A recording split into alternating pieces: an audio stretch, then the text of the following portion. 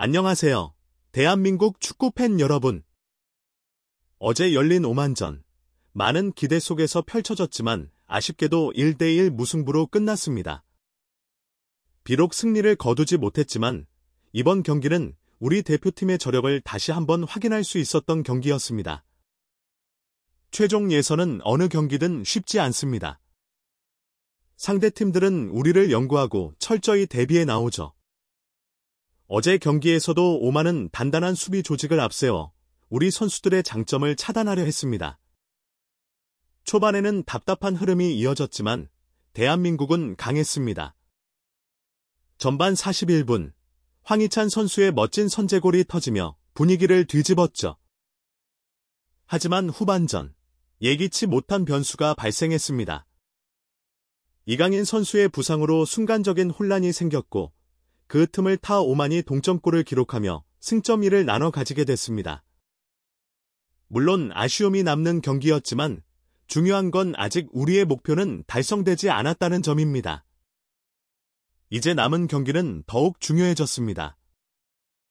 25일 요르단과의 경기에서 반드시 승리해 월드컵 본선 진출을 확정짓는 것이 우리 대표팀의 목표입니다. 오늘 방송에서는 어제 경기의 주요 장면과 함께 대표팀의 경기력 분석, 그리고 다음 경기에서 우리가 주목해야 할 포인트까지 함께 짚어보겠습니다. 끝까지 함께 해주세요. 자, 이제 전반전을 하나씩 짚어보겠습니다. 대한민국 대표팀은 경기 초반부터 다소 어려움을 겪었습니다. 상대팀 오만은 경기 시작과 동시에 강한 압박과 조직적인 수비를 펼쳤고 우리 선수들은 쉽게 공간을 찾지 못했습니다. 볼 점유율은 우리가 높았지만 상대는 하프라인 아래로 내려서 철저히 수비에 집중하며 대한민국의 공격 흐름을 끊어냈습니다. 특히 오만의 밀집 수비는 중앙 지역을 완전히 봉쇄하며 손흥민과 황희찬이 패스를 받아 공격을 전개하는 것을 어렵게 만들었습니다.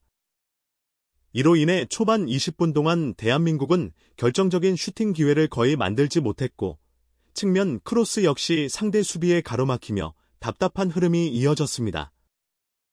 그러나 축구에서 한순간의 번뜩임이 경기를 바꿉니다. 전반 30분이 지나면서 대한민국은 조금씩 공격의 활로를 찾기 시작했고 마침내 기회를 만들어냈습니다. 이강인의 창의적인 플레이가 빛을 발한 순간이었습니다. 전반 41분, 대한민국 팬들의 가슴을 뛰게 한 장면이 나왔습니다. 이강인은 상대 수비가 일순간 헐거워진 틈을 놓치지 않았고 날카로운 킬패스를 시도했습니다. 그 패스는 정확하게 황희찬의 발끝에 연결됐고 황희찬은 침착하게 슈팅을 시도했습니다. 골.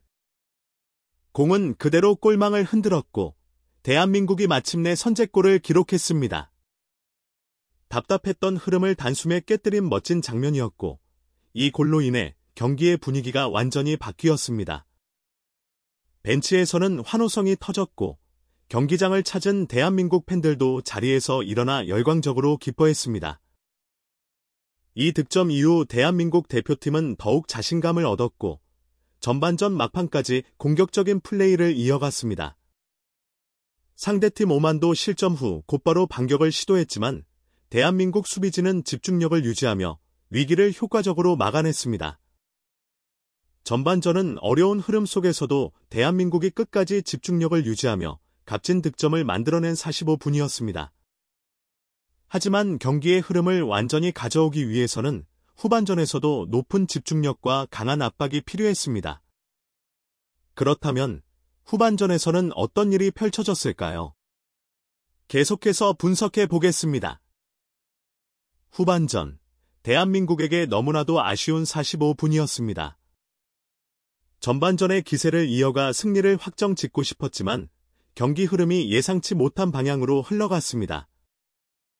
그 중심에는 바로 이강인의 부상이라는 변수가 있었습니다. 후반 15분경, 대한민국의 에이스 이강인이 상대 선수와 경합 도중 쓰러졌습니다. 처음에는 단순한 충돌로 보였지만 시간이 지나면서 통증이 심해졌고 결국 그는 교체될 수밖에 없었습니다. 이강인의 이탈은 대한민국의 공격 전개에 큰 영향을 미쳤습니다.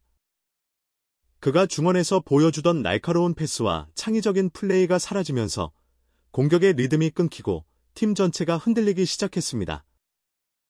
이 틈을 노린 오만이 점차 공격적으로 나섰습니다. 대한민국이 공격을 전개하려 하면 오만은 빠르게 압박하며 역습을 노렸습니다.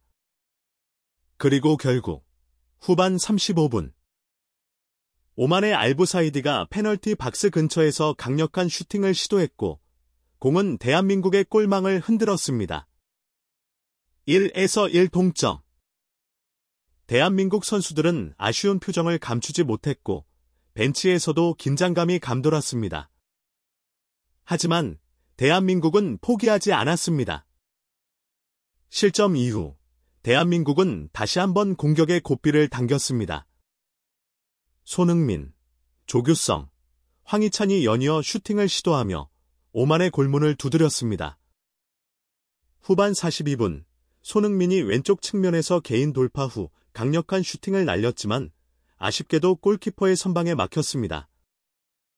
이어서 후반 추가 시간, 조규성이 헤딩 슈팅을 시도했지만 공은 아쉽게도 골대를 벗어났습니다. 경기 종료 휘슬이 울렸을 때 대한민국 선수들은 아쉬운 표정을 지을 수밖에 없었습니다. 승리를 눈앞에서 놓친 경기였지만 끝까지 포기하지 않고 싸운 선수들의 투혼은 빛났습니다.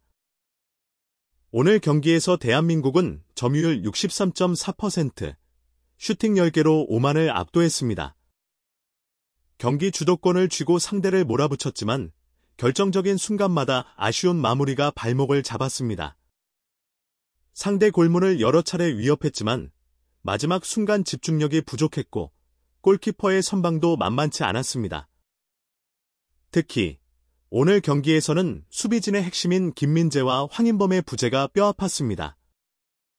김민재가 지휘하는 강력한 수비 라인과 황인범의 볼 배급 능력이 없었던 것이 경기 운영에 영향을 미쳤습니다. 중원에서의 전진 패스가 원활하지 않았고 수비진의 순간적인 균열이 실점으로 이어졌습니다. 하지만 희망은 여전히 있습니다. 오늘 무승부에도 불구하고 대한민국은 여전히 비조 1위를 유지하고 있습니다. 물론 개선해야 할 부분은 분명하지만 대표팀은 충분한 경쟁력을 갖추고 있습니다. 다음 경기에서는 보다 날카로운 공격력과 조직적인 플레이로 팬들의 기대에 부응할 것입니다. 대한민국, 끝까지 함께 갑시다. 이제 대한민국 대표팀은 운명의 8차전. 대한민국 3월 25일 수원에서 요르단과 맞붙습니다. 이번 경기에서 승리하면 조 1위를 굳힐 수 있는 중요한 순간입니다. 선수들에게 힘을 실어주기 위해 팬 여러분의 뜨거운 응원이 절실히 필요합니다. 팬들의 함성이 선수들에게 전해질 때 대한민국은 더욱 강해집니다. 경기장에서, TV 앞에서, 온라인에서 어디에서든 우리 대표팀을 향한 응원을 보내주세요. 모두가 하나 되어 승리를 향해 끝까지 달려갑시다. 대한민국, 화이팅!